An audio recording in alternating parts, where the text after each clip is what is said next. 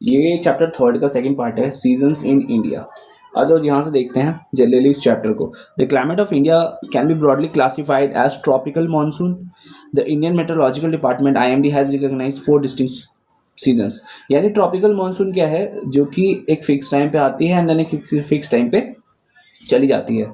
तो सबसे पहले हमारा जो सीजन है वो है winter. The winter season generally last from December to early April. सबसे कोल्डेस्ट महीना होता है इसमें दिसंबर एंड जनवरी, ठीक है। जहाँ पे एवरेज टेम्परेचर रहता है नॉर्थ वेस्ट के साइड में वो है 10 से 15 degree Celsius. And temperature increase होता है जैसे जैसे हम इक्वेटर की तरफ जाते हैं। बाकी इस चीज़ को समझना है तो यहाँ देखो, अब ये हमारा अर्थ है, राइट। ये है इसका इक्वेटर। अब कोई भी चीज़ अगर इस साइड से ऐसे मूव करेगी तो टेम्परेचर इंक्रीज होगा, यहाँ पे भी टेम्परेचर इंक्रीज होगा। इसे कहते हैं हम लोग फ्रिजिड जोन, राइट। इसे फ्रिजिड जोन कहते हैं। इसे कहते हैं ट्रॉपिक ऑफ कैंसर। इसे लिखना है तो लिख सकते हो, ट्रॉपिक ऑफ कैंसर। और इस वाली लाइन को कहते हैं जो नीचे की ओर होती है, इसे कहते हैं tropic of Capricorn. Tropic of Capricorn. आगे देखो, उसके बाद आता है समर और प्री मानसून, मानसून के पहले का टाइम। लिखा है यहाँ पे द समर और pre monsoon season span from April to June तक रहता है। जुलाई नॉर्थ वेस्टर्न इंडिया के अंदर, इन वेस्टर्न और साउथर्न रीजन के अंदर अप्रैल सबसे गर्म महीना होता है। इन द नॉर्थर्न रीजन मई सबसे गर्म रीजन मंथ होगा। The average temperature across the most of inland, inland मतलब है भारत की भूमि पे, है ना। टेम्परेचर कहाँ रहता है 32 से लेके 40 के बीच में, यानी कह सकते हो ये एवरेज टेम्परेचर है पूरे इंडिया का। मानसून और रेनी एडवांसिंग मानसून, मेनली कह सकते हो ये मेन मानसून है ना, लिख लो इसे, ये मेन मानसून है ना। आगे देखो, इसमें क्या है, the monsoon season generally spans from June to September. This season dominated, इसमें मेनली किसका इफेक्ट रहता है, ये रहता है साउथ वेस्ट समर मानसून का इफेक्ट, राइट। जो कि बहुत ही धीरे धीरे पूरे ही कंट्री को अपने उसमें ले लेती है, अपने कंट्रोल या कह सकते हो ढक लेती है ना, स्वीप कर देती है मई के लास्ट तक, या बोल सकते हैं जून या अर्ली जून के स्टार्टिंग तक। Monsoon rains begin to recede from north India in the beginning of October. October में मानसून खत्म होना स्टार्ट हो जाता है उसके बिगिनिंग में।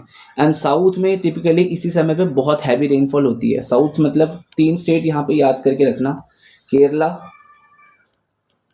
उसके साथ तमिलनाडु, ठीक है, और तुम्हारा एक है कर्नाटका। आगे देखो, अब आता है यहाँ पे पोस्ट मानसून टाइम, यानी रिट्रेटिंग मानसून कह सकते हो, जाने वाला मानसून, जो जा रहा हो, राइट, जो जा रहा हो। इसमें क्या है, post monsoon, the post monsoon season last from October to December के बीच में रहता है। नॉर्थ वेस्टर्न इंडिया के अंदर अक्टूबर नवंबर यूजुअली क्लाउडलेस, याद रखना है, अक्टूबर नवंबर में लगभग नॉर्थ वेस्टर्न इंडिया क्लाउडलेस रहता है, यानी आसमान में हमें क्लाउड देखने को नहीं मिलते हैं। The Himalayan states being more temperate, Himalayan states जो होते हैं वो काफ़ी टेम्परेट होते हैं, right. Temperate in the sense कि वहाँ पे जो ठंड पड़ती है, ये कह सकते हो वहाँ का जो वेदर कंडीशन है वो बहुत डिफरेंट होता है other part of the country. Experiences two additional seasons autumn and spring, right. तो जो हिमालयन स्टेट्स है वो 2 अलग अलग और कह सकते हो सीजन्स को एक्सपीरियंस करते हैं, जिसमें से एक आता है ऑटम पतझड़ और दूसरा आता है स्प्रिंग यानी बसंत। आगे देखो, ये हमारे कैलेंडर के हिसाब से जो हमने कह सकते हो एंशिएंट नेम है ना, मंथ के, वो हम किसके बेसिस पे रखते थे, वो बेसिस रखते थे हम सीजन्स के बेसिस पे, ठीक है। जैसे यहाँ पे छोटा सा अगर एग्जांपल दूं तो कहाँ गया है यहाँ पे, वेट, हाँ, शरद मतलब ठंडी होती है, ग्रीष्म मतलब हो गया है तुम्हारा वसंत, ग्रीष्म मतलब वसंत नहीं, गर्मी, सॉरी, वसंत तो लिखा ही ऊपर, वर्षा मतलब बारिश, हेमंत शरद का ट्रांजिशन से बीच वाला टाइम है ना, और शिशिर मतलब मेनली ठंड होता है। मैंने थोड़ा ऊपर नीचे बोल दिया, देख लेना, ये है ना इतना अच्छे से। तो ये आगे देखो, कौटिल्य जो अर्थशास्त्री कंटेन्स, यानी कौटिल्य जो थे, जो अपने जो एक अर्थशास्त्र जिन्होंने बुक लिखी थी, उसमें इन्होंने बताया था साइंटिफिक मेजरमेंट, यानी कैसे हम मेजर कर सकते हैं रेनफॉल को, राइट, और practical application of managing the country revenue. तो कौटिल्य कौन थे यहाँ पे, कौटिल्य मौर्यन एम्पायर के, चंद्रगुप्त मौर्य के कह सकते हो एडवाइजर थे, है ना, जो कि काफ़ी शार्प थे। तो इन्होंने बताया था कि कैसे जो रेन होता है ना या रेनफॉल कैसे डिसाइड करता है किसी भी स्टेट के रेवेन्यू को। अब एग्जाम्पल के लिए अगर हम ले लेते हैं, मान लो कि कहीं पे अगर रेन ना हुई, राइट, अगर रेनफॉल नहीं हुई है कहीं पे, तो रेनफॉल ना होने से वहाँ पे क्रॉप की येल्ड नहीं होगी, खेती नहीं होगी, खेती नहीं होगी, तो वहाँ पे कह सकते हो लोग भूखमरी, फेमाइन के शिकार हो सकते हैं, राइट, फेमाइन के शिकार हो सकते हैं, अराजकता आ सकती है, बहुत सारी चीज़ें होती है ना। तो कह सकते हो कौटिल्य ने इन सभी चीज़ों का एक्सपीरियंस करके साइंटिफिक मेजरमेंट भी बनाया था कि कैसे वो अपने एम्पायर को, या कह सकते हो चंद्रगुप्त मौर्य का एम्पायर को सेव कर सकता था। आगे आओ। फिर ये यहाँ पे मेनली मॉनसून ब्रीफ में पढ़ेंगे अब इसको हम। The people, okay sorry my bad, the climate of the India is strongly influenced by monsoon winds, है ना। जो भारत का क्लाइमेट है, मैंने वेदर नहीं बोला, climate, overall condition of the weather, right. तो वो मॉनसून विंड से बहुत ज़्यादा इफेक्ट होता है। जो सेलर्स थे जो कि इंडिया आए थे ड्यूरिंग द एंशिएंट टाइम, पुराने समय में, were among the first to notice, उन्होंने, वो पहले लोग थे जिन्होंने नोटिस किया था मॉनसून को, है ना। क्यों? देखो, दे बेनिफिटेड, यानी उनको फायदा हुआ था from reversal of the wind system, जाती हुई हवा से, है ना। दे travel selling by selling, selling मतलब पता है तुम्हें, वो उनके पास पहले मोटर तो हुआ नहीं करते थे, तो वो लोग क्या करते थे, वो लोग सेलिंग का यानी हवा का यूज करके ट्रैवल करते थे ना, नेविगेट करते थे with the mercy of winds, हवा की दया पे। The Arabs who had also come to India as traders, trader मतलब व्यापारी बन के आए थे, जिन्होंने नेम दिया था रिवर्सल ऑफ विंड्स को मॉनसून। बेसिकली इसके अरेबिक मतलब होता है मौसीम, जिसका सिंपल मतलब होता है सीजन, राइट। अब यहाँ पे क्रॉप की बात करें ना, since crop production often dependent on seasonal monsoon rains, Indians worked out method to predict rainfall, यानी वर्कड आउट मतलब है वो मेथड का यूज करते थे जो कि प्रैक्टिकली काम करता था, ठीक है। जैसे यहाँ पे लिखा है, कृषि परशरा and the Brihat Samhita describe methods in every season, right. Krishi Parashara main technique was based on the position of the moon. अब कृषि परशरा किसका यूज करता था, बेसिकली मून का, वो मून की पोजीशन से डिसाइड करता था, है ना। And the sun in the sky, mainly sun and moon की पोजीशन से डिसाइड करते थे वो लोग रेनफॉल को, या कह सकते हो मॉनसून को। जो वारा मेरा जिसने बृहत संहिता लिखी थी, कंसीडर ल्यूनर मेंशन नक्षत्र इज प्रोडिक्टिंग सीजनल रेनफॉल, वो यूज करते थे नक्षत्र का क्या करने के लिए, रेनफॉल को प्रेडिक्ट करने के लिए। Even today large number of farming practices are based on the ancient method, आज भी बहुत सारे एंशिएंट मेथड यूज होते हैं, right. Monsoon winds are seasonal wind, seasonal मतलब है एक टाइम पे आएंगे फिर ये चले जाएंगे। They can be categorise into south west and north west monsoon. दो तरह के मॉनसून विंड्स होते हैं, एक जो साउथ वेस्ट होते हैं, यानी ये जो साउथ वेस्ट से आते हैं, और एक होता है नॉर्थ ईस्ट मानसून, जो नॉर्थ ईस्ट से होते आते हैं। बेसिकली अगर मानसून है क्या, अब मैं तुम्हें बहुत सिंपल से वर्ड्स में बताऊं ना, मानसून है क्या, यही तुम बहुत देर से सोच रहे होगे। याद रखना, मानसून मतलब होता है the wind that carries clouds filled with water, simple, filled with water। तो बेसिकली ये हवाई है ना, लेकिन ये वो हवाएं जिनमें जो बादल है ना, उनमें बहुत सारा पानी भरा है ना। अब वही पानी मेनलैंड पर आकर बारिश के फॉर्म में नीचे गिरता है। तो हम यहाँ पे अगर मानसून में बोल रहा हूँ ना, तो तुम दिमाग में रखना वो विंड जो कि ट्रैवल करते हैं अलग अलग डायरेक्शन से इंडिया की तरफ, राइट। आगे आओ। तो यहाँ पे दो तरह के होते हैं, एक होता है साउथ वेस्ट की तरफ से आने वाली हवा या मानसून, और एक होता है नॉर्थ ईस्ट की तरफ से आने वाली monsoon. The south west monsoon also known as summer monsoon, basically जो समर में बारिश होती है ना, जो समर के बाद जो प्री मानसून तुमने देखा, मेन मानसून देखा है, वो बेसिकली किसकी वजह से होती है, साउथ वेस्ट मानसून की वजह से होती है, right. Is characterise winds blowing from the sea to land. अब ऊपर मैंने तुम्हें इस चीज़ का फिनोमेना बताया था कि कैसे जो हवा होती है वो सी से लैंड की तरफ मूव करती है ना। अब तुम्हें पता है कि जो इंडिया है वो तीनों तरफ से किससे घिरा हुआ है, पानी से, है ना। जिसमें पहला आता है इंडियन ओशन, फिर अरेबियन सी और बे ऑफ बंगाल। बेसिकली ये बारिश कब से कब के बीच में होती है, जून से लेके सितंबर। अब तुम्हें तीन चीज़ याद रखनी है कि south west monsoon summer monsoon कहलाता है, इसमें सी टू लैंड अक्रॉस मूवमेंट होती है किसकी, मानसून क्लाउड्स की, और सेकेंडली जून से सितंबर तक रहता है। In the mainly cause by the unequal heating of land. अब unequal heating of land and sea during summer, जो लैंड मास है हमारा of India heats up faster. अब सीधी बात चीज़ है, तुमने अगर साइंस में पढ़ा होगा कि जो सॉलिड चीज़ होती है वो जल्दी गर्म हो जाती है as compare to liquid, right. Then the surrounding ocean धीरे धीरे ठंडा हो रहा है, सॉरी गर्म हो रहा है। इससे की वजह से क्या होता है, एक लो प्रेशर क्रिएट होता है इंडियन सब कॉन्टिनेंट यानी जमीन पे, क्योंकि जमीन की गर्म हवा तो ऊपर चली गई है। तो लो प्रेशर को फिल करने के लिए क्या होती है, समुद्र में जो ऊपर जो उसकी हवा है वो फिल करने आती है, वो अपने साथ मॉइस्चर लाती है, वही तुम्हारा रेनफॉल कहलाता है, राइट। इसको ना समझ में आए तो एक बार फिर से बैक करके सुन लेना। The winds move from high pressure areas to low pressure areas. याद रखना है कि जो विंड्स मूवमेंट होती है high pressure to low pressure, अगर तुमने सही से पढ़ा होगा, जो कि मैं मान के चल रहा हूँ पढ़ा होगा, तो मैं ये चीज़ पता होगा कि जो लो प्रेशर होता है ना, जो लो प्रेशर होता है, ठीक है, उसकी मूवमेंट होती है किसकी तरफ, हाई प्रेशर की तरफ, ठीक है। ऐसे ही होता है क्या, नहीं, सिंपल है कि लो प्रेशर कैसे मूव कर सकता है ना, तो क्या करेगा, हाई प्रेशर मूव करेगा लो प्रेशर की तरफ, हाई प्रेशर मूव करेगा लो प्रेशर की तरफ, लो प्रेशर की तरफ। बात समझ नहीं आई तो एक सिंबल रखना है कि जो बलून होता है, राइट, समझो बलून है, बलून के अंदर क्या हाई प्रेशर है ना। तुमने कभी देखा है बलून अपने आप भर जाता, इन्फ्लेट हो जाता, नहीं, बलून केवल क्या हो जाता है, डिफ्लेट हो सकता है। तो ये अंदर हाई प्रेशर बाहर लो प्रेशर है, तुमने देखा होगा कितना जल्दी से जो बलून की हवा है बाहर निकल जाती है, जैसे हम उसको रिलीज करते हैं उसके नॉट को, राइट। आगे देखो, द विंटर मानसून, इस वाले पॉइंट पे हो, यहाँ पे बता रहा हूँ मैं तुम्हें, हाँ ये मैंने छोड़ दिया, सॉरी माय बैड। देखो, winds move from high pressure to low pressure areas, ये याद रख लेना कि विंड्स जो होता है हाई प्रेशर से लो प्रेशर की तरफ मूव करता है। So moist winds blow from ocean to land, है ना, जो ओशन के ऊपर हल्का हल्का जो मॉइस्चर वाला विंड है वो मूव करेगा किसकी तरफ, लैंड की तरफ, और रेनफॉल भी लाएगा अपने साथ। It accounts from most of the rainfall, इसमें ज़्यादातर रेनफॉल होती है पूरे कंट्री के अंदर, यही मेन रीज़न है। अभी भी जैसे मानसून चल रहा है फिलहाल, the winter monsoon is also known as north east monsoon, ये नॉर्थ ईस्ट की तरफ से आने वाली हवाओं के कारण आता है। Occurrence in India from October to February, कब, October to February. During this season Indians land mass cools faster, obviously ठंडी का महीना चल रहा है तो ये जमीन ठंडा है एंड ओशन गर्म है अभी, है ना। Same phenomena but vice versa, यहाँ पे क्या होता है, यहाँ पे जो जमीन है वो ठंडा है और समुद्र गर्म है, जिसकी वजह से same creating high pressure over the land and low pressure over the seas.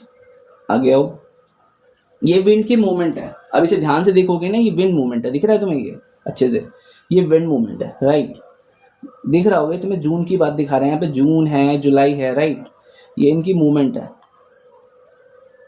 आगे देखो,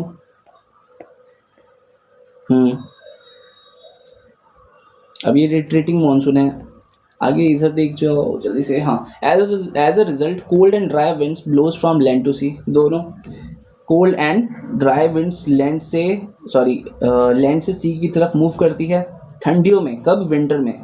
this wind generally do not have bring rainfall, इसमें बेसिकली रेनफॉल नहीं होता है क्योंकि मॉइस्चर नहीं है most part of India. However when the north east monsoon winds passes over the bay of Bengal, लेकिन जब ये बे ऑफ बंगाल से गुजर रहा होता है ना, तो वो वहाँ से मॉइस्चर को पिक कर लेता है ना, एंड बहुत तगड़ी रेनफॉल होती है। कहाँ पे, बे ऑफ बंगाल के आसपास वाले स्टेट्स के अंदर, in the eastern coast of India, especially in Tamil Nadu हो गया, उसके बाद आंध्र प्रदेश में हो गया, कर्नाटक में हो गया। Thus the winter monsoon is important for the rainfall in the south eastern region of India, यानी कह सकते हो जो नॉर्थ ईस्टर्न मानसून है वो बहुत ही इंपॉर्टेंट है साउथ ईस्टर्न रीजन के अंदर रेनफॉल के लिए, राइट। अब देखो, monsoon plays a vital role in lifes of people in India, obviously, क्यों भाई, इंडिया के जो ज़्यादातर लोग हैं, है ना, उनकी लाइफ डिपेंडेंसी, उनकी लिवलीहुड किस पे डिपेंड है, खेती पे। Most of the Indian agriculture depend on monsoon rainfall, right, as a farmers rely on rain for sowing and growing of crops. Bharat के जो किसान होते हैं वो मानसून क्रॉप का वेट करते हैं, मानसून क्रॉप के लिए मानसून का वेट करते हैं कि हाँ मानसून आएगा तब हम इसको बोएंगे एंड देन आगे चल के हमें प्रॉफिट होगा, इससे जो भी हम अपने लाइफ को सर्वाइव कर पाएंगे, right. A good monsoon ensure sufficient food production, अभी जस्ट ऊपर बताया था मैं मॉडर्न वाले में कि एक अच्छे मानसून से क्या होगा, अच्छा खासा पैदावार होगा खाने का, वाटर सप्लाई भी अच्छी हो जाएगी रिवर की, रिजर्वायर्स फुलफिल हो जाएंगे, वेल्स फुलफिल हो जाएंगे। Monsoon also affect daily in transport festivals and employment. Obviously अगर कुछ प्रोज हैं तो कुछ कॉन्स है भी, है ना, कुछ अच्छाई है तो कुछ बुराई भी हैं, बहुत सारी कह सकते हैं इनकन्वीनियंस हो जाता है मानसून की वजह से। हावेवर एक्सेसिव रेनफॉल, लेकिन उल्टा भी है, अगर ज़्यादा बारिश हो गई तो फ्लड आ जाएगा, कम बारिश हुई तो ड्राउट यानी सूखा पड़ जाएगा, है ना।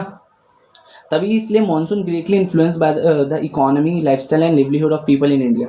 तो दोनों ही है, अगर मानसून इक्विलिब्रियम में है यानी perfect condition, perfect amount of rainfall है तो हमारे लिए वो बेनिफिशियल है।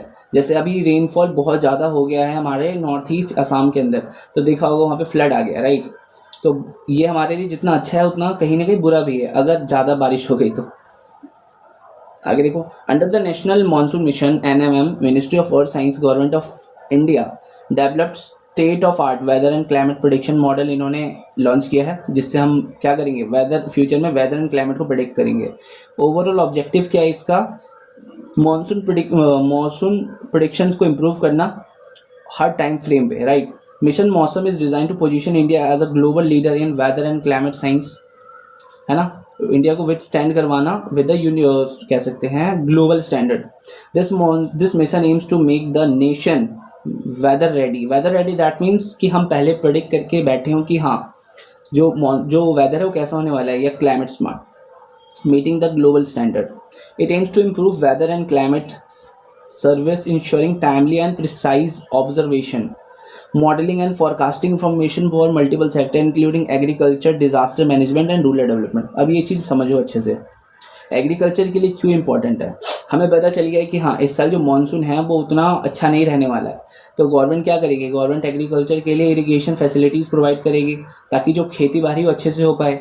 एट द सेम टाइम अगर हमें लग रहा है कि हाँ भैया इस बार मानसून बहुत ही ज़्यादा है, डिजास्ट्रस हो सकता है ना, हमारे लिए कैलेमिटीज़ क्रिएट कर सकता है, तो हम क्या करेंगे, पहले से ही हम अपने आप को रेडी रखेंगे ना, रेडीनेस एक्टिव कर लेंगे अपना कि हाँ हम कह सकते हैं हर प्रॉब्लम के लिए रेडी हैं। सेम अगर सोचो अगर ये चीज़ें अच्छे से एफिशिएंट होती है ना, अब ये चीज़ें एफिशिएंट धीरे धीरे बन रही है, तो आज जो असम में इतनी ट्रेजिडी हुई है, असम में इतने लोग जो मर रहे हैं, कहीं ना कहीं वो सेफ हो जाते हैं, राइट।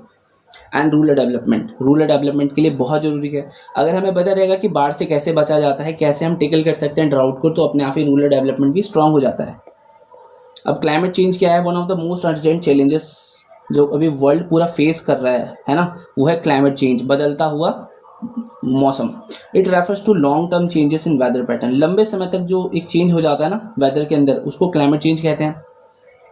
जैसे टेम्परेचर का कहीं का बढ़ गया, कहीं का घट गया, रेनफॉल कहीं पे समझो एक ऐसी जगह जहाँ पे रेनफॉल बहुत होता था वहाँ पे बिल्कुल ही खत्म हो गया हो कुछ सालों से, विंड का बहुत ज़्यादा अग्रेशन हो गया हो, कहीं पे बहुत विंड नहीं चलती थी, अब बहुत तूफान चलते हैं, है ना। And mainly by human activities, ज़्यादातर ह्यूमन की एक्टिविटीज़ की वजह से होते हैं। अगर आपको नहीं पता तो भी आप देखोगे कि कुछ एक महीना पहले, 1.5 महीना पहले पेरिस के अंदर भी इतनी ज़्यादा गर्मी पड़ी थी, जो यूरोपियन कंट्रीज़ है उसमें इतनी ज़्यादा गर्मी पड़ी थी। अब वहाँ की जो घर है, वहाँ पे जो कंट्री है वो इतना हीट बेयर करने के हिसाब से डिज़ाइन नहीं है, तो वहाँ पे एक तरह से ये कैटास्ट्रॉफी ही बन गया था, ठीक है। इसके बारे में पढ़ सकते हो आप, इंटरनेट पे अवेलेबल है। Including the burning of fossil fuel, हम फॉसिल फ्यूल बर्न कर रहे हैं, डिफॉरेस्टेशन कर रहे हैं, और बहुत सारा इंडस्ट्रियल पॉल्यूशन भी कर रहे हैं। बेसिकली हो क्या रहा है, इससे कार्बन डाइऑक्साइड रिलीज हो रहा है एटमॉस्फेयर में। ये सारे एक्शन क्या है, these actions green house gases, यानी सबसे ग्रीन हाउस गैस। अब ग्रीन हाउस गैस क्या होता है ये भी समझ लो। ग्रीन हाउस गैस कहते हैं हम उन गैस को जिससे क्या होता है, जो अर्थ का टेम्परेचर है ना, अर्थ क्या करता है, अर्थ का जो टेम्परेचर है वो इंक्रीज हो रहा है ना। क्यों इंक्रीजेस, क्यों हो रहा है ये भी जान लो। ये इसलिए हो रहा है क्योंकि ग्रीन हाउस गैस क्या करता है, हीट को ट्रैप कर लेता है, हीट को ट्रैप कर लेता है, राइट। अब इमेजिन करो तुम वैसे गर्मी है, गर्मी में तुम्हें स्वेटर पहना दूँ तो तुम्हारी बॉडी क्या करेगी, तुम्हारी बॉडी एक्सेसिव हॉट हो जाएगी और बीमार भी पड़ सकते हो, डिहाइड्रेशन, बहुत सारी चीज़ें होंगी। क्या पता हॉट ही काम करना बंद कर दे, क्योंकि हमारी बॉडी भी एक इक्विलिब्रियम टेम्परेचर के हिसाब से डिज़ाइन है, जो कि 37.5 के आसपास रहना जरूरी है। अगर इससे थोड़ा भी ज़्यादा हुआ, इससे थोड़ा भी कम हुआ, तो कह सकते हैं कि हम सर्वाइव नहीं कर पाएंगे, सिंपल। आगे देखो,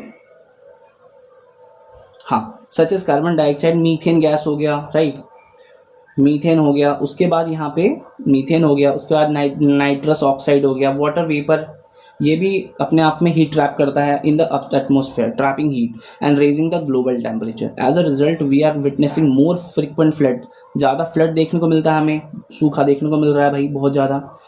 मेल्टिंग ऑफ ग्लेशियर्स, तुम्हें पता होगा या नहीं होगा पर मैं बता दूं तुम्हें कि यूरोप में बहुत सारे, एक कंट्री है, अगर मैं गलत हूँ तो एक बार चेक कर लेना, वेनेजुएला, वेनेजुएला, यस वेनेजुएला, हाँ, वहाँ के ग्लेशियर्स खत्म हो गए। इमेजिन करो कि किसी कंट्री का मेन सोर्स ऑफ वाटर जहाँ से उसके रिवर्स स्टार्ट होती हैं वो खत्म हो जाए तो कैसा लगेगा देखने में। इमेजिन करो कि अगर हमारा जो गंगोत्री ग्लेशियर है अगर वो सूख जाए, खत्म हो जाए, तो गंगा जी जो तुम देख रहे हो आज वो पूरी सूख जाएगी, राइट।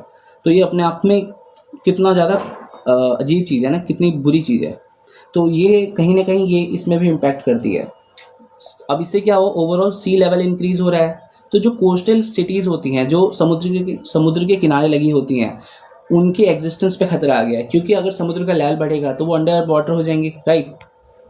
बायोडाइवर्सिटी बहुत हार्म हुई है इससे।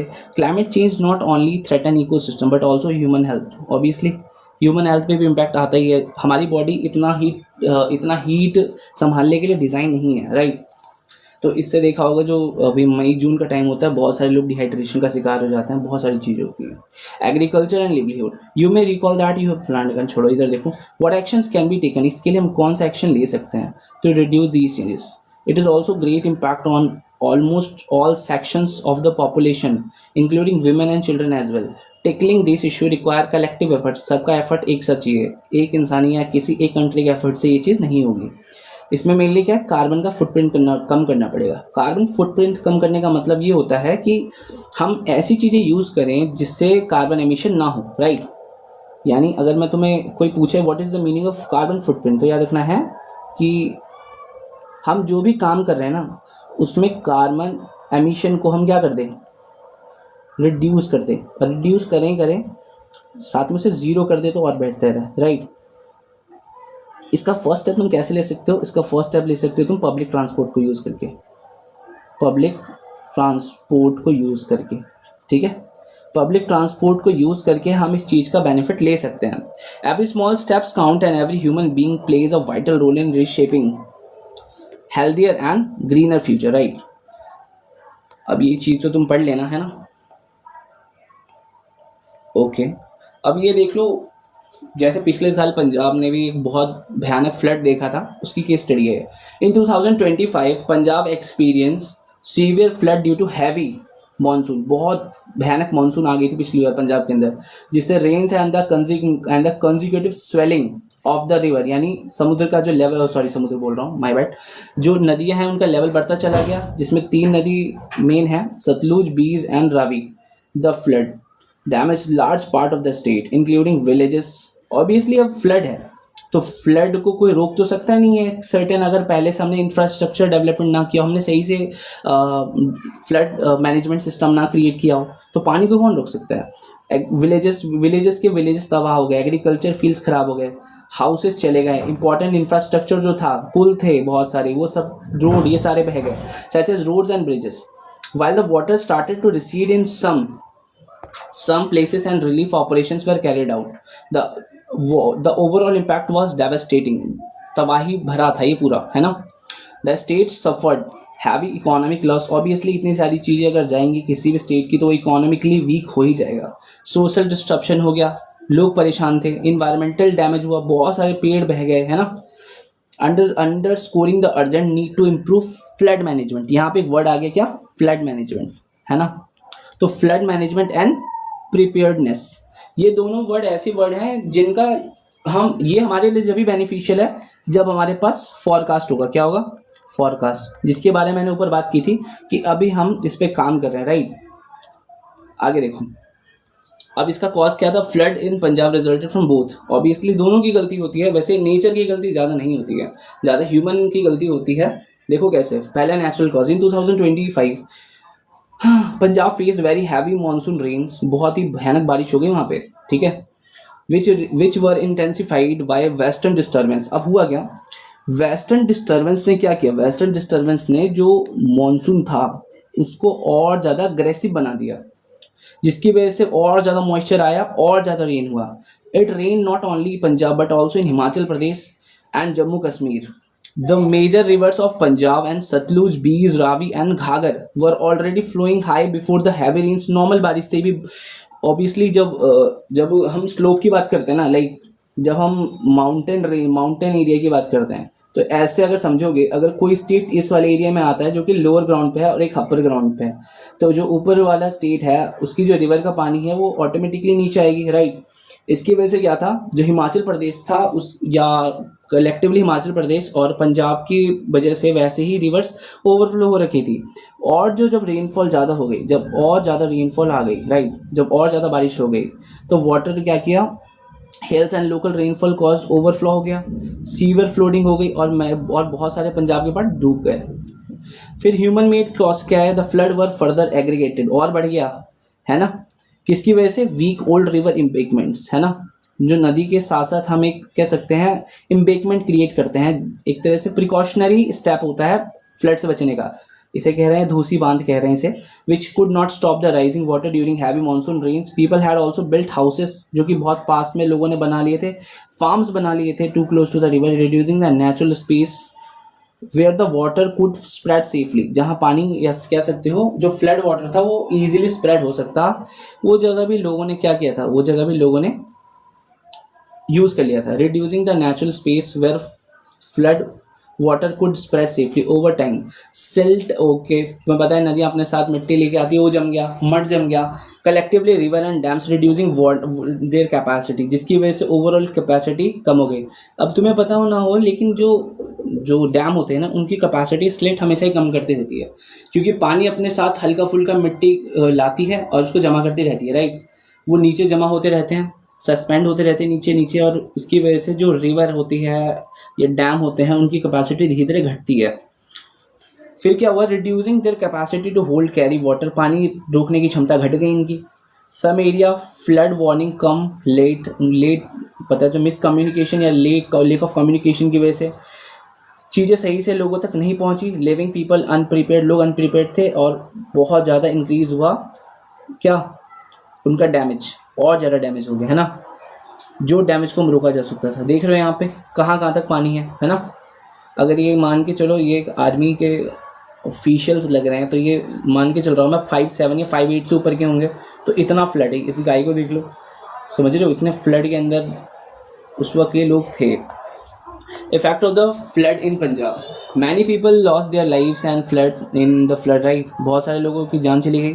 Thousands of people had to leave their homes and move to the relief camps. Obviously पानी भर जाएगा तो कोई कैसे घरों में रह सकता है ना, सेफ्टी रीजंस की वजह से भी। Large areas of farmland were covered with water and crops like paddy severely damaged. बहुत ज़्यादा डैमेज हो गया। माना पैडी यानी उसको पानी की ज़रूरत तो होती है, लेकिन इतना भी पानी की ज़रूरत नहीं होती है। पोल्ट्री, है ना, डेयरी फार्म्स वो भी डैमेज हो गए, डिस्ट्रॉय हो गए। बहुत सारे animals, cows, buffalo, chicken, goats से बीमार हुए और बहुत सारे मर भी गए। Roads, bridges, border fences and some public buildings were also damage. Murky, health problem, देखो कितनी तेज बारिश स्टार्ट हो गई।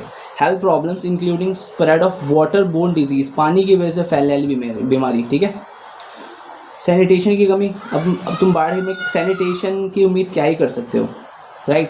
उसके साथ ये चैप्टर हो गया हमारा कंप्लीट, ठीक है। इसके क्वेश्चन मैं नेक्स्ट पार्ट में दे दूंगा आपको, बाकी आप इस चैप्टर को देख लेना, ये पूरा चैप्टर हमारा ख़त्म हो गया, ठीक है। Thank you so much.